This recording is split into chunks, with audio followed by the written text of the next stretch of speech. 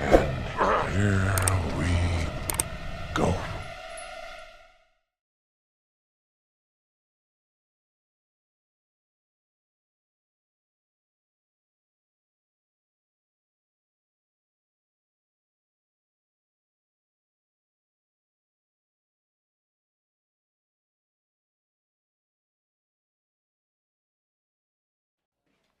What's good, y'all? We doing another update. Um, this one right here, of course, is just letting y'all know about the status of Yella Beezy, as y'all saw. Of course, I told y'all I'm gonna be doing just kind of reactions and telling y'all stories as far as everything that took place with the beef in the situation. You know, as far as everything that exactly just happened. Meaning, we're gonna do however many part series it's gonna take, but we're gonna do a few part series. But as of right now, we're gonna still update you with things to go until Yella Beezy is out. Again, I ain't got no stake in the game. You know, as far as whoever did what to who, how, what, I ain't got no stake in the game, but it is just crazy to even hear the words unalivement for hire. It's just crazy. So as of right now, as I stated earlier, a bond was placed for Yella Beezy. He was, of course, to get out. I expected him to get out tomorrow, not Monday, but Tuesday. And of course, they're holding him for a separate charge. I believe it's a domestic violence out of Denton County. And it says to a family member, meaning possibly his girl, possibly kids, possibly a family member. So take that however you will. There's some more details I probably have, but I don't really feel like going into.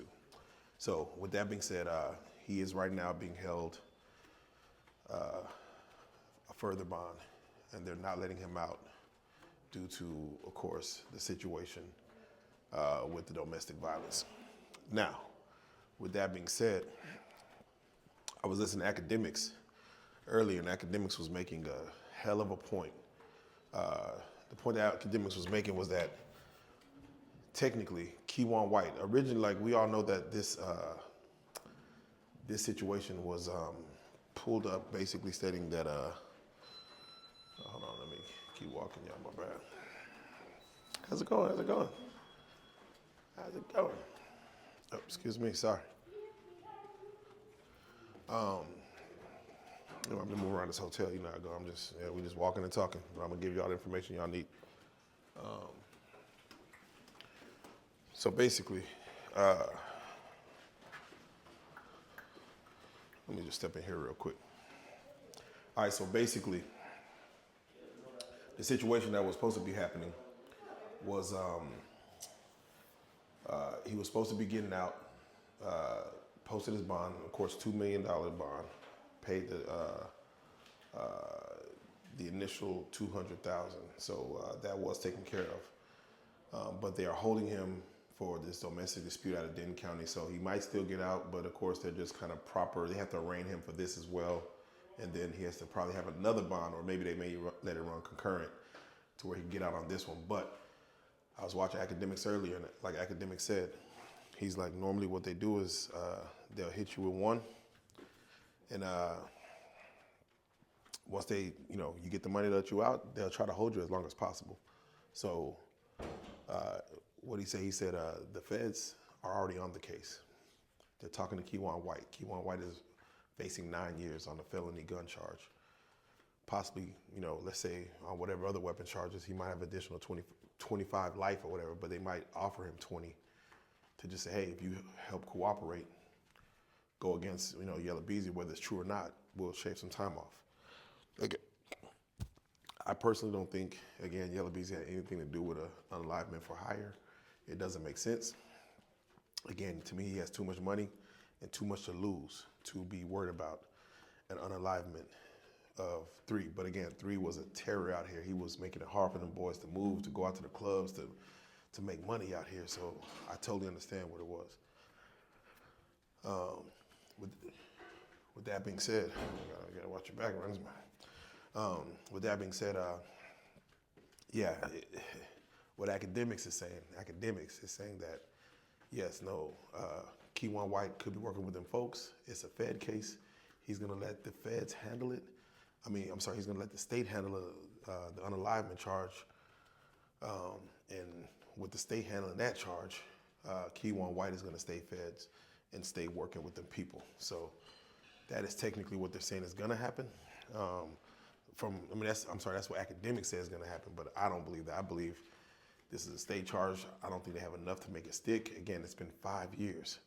Why would it take 5 years to pursue this? Like, if you have more information quickly, yes, Keywan White or whoever else is involved in this could have just said, let me start cooperating. But again, I don't think it will take 5 years to do that. That's just a wild amount of time. But like he said on the interview earlier, he was basically saying that he is prepped and ready to get out. He's saying when he comes home. So I'm thinking that whatever deal he possibly could have made, it got him excited to come home, to where he's talking about coming home from, again, he's not on no unalivement charge. He's on a weapons charge, Fed case, lien, or whatever, drugs, whatever. So he's talking about coming home. So, that is what it is. But with that being said, I just want to give you guys a quick update. Beezy is not coming home tonight.